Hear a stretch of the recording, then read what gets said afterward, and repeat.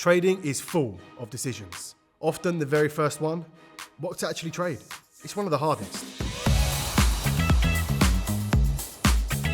I'm Chris, and I hear stories all the time of new traders stalling at the first hurdle.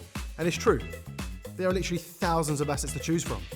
But this doesn't need to stop you from committing to that first trade.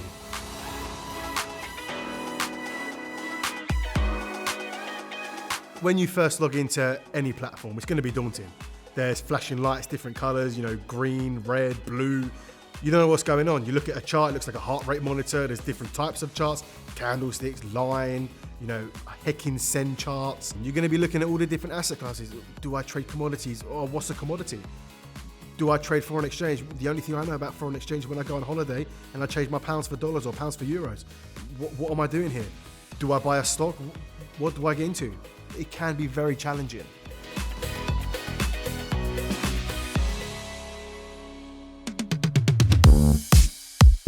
Some of the most experienced traders, they only trade one or two instruments.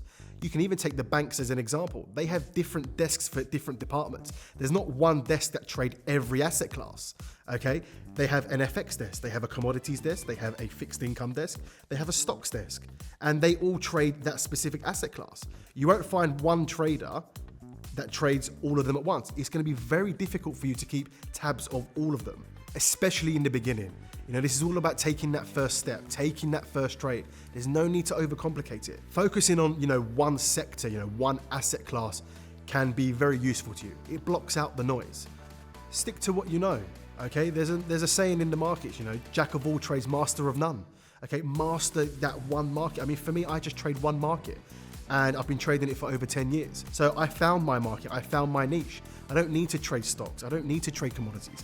I know what works for me.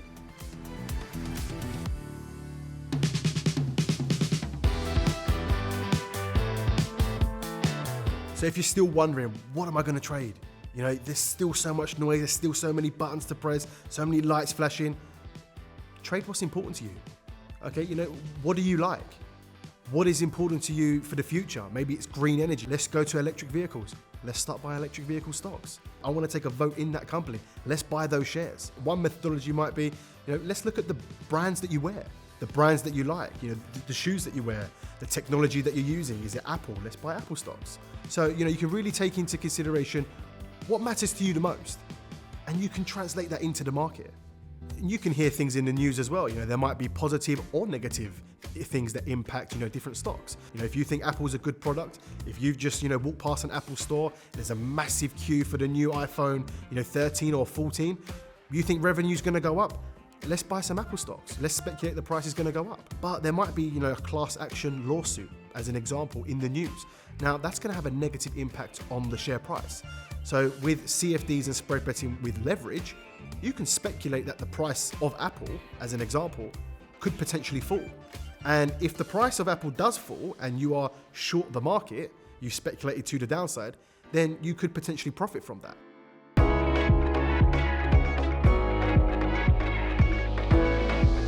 And to help you keep an eye on the markets that you want to trade, the specific stocks you want to trade, the specific asset class you want to trade, you can create a watch list, and you can do that on our platform. So instead of looking for the market each time, searching, okay, let's look for Tesla, let's look for Apple, let's look for a few commodities each time. What's the price? What's it trading at? You can have them all listed one after the other in a nice little watch list, and you can even have it on your phone.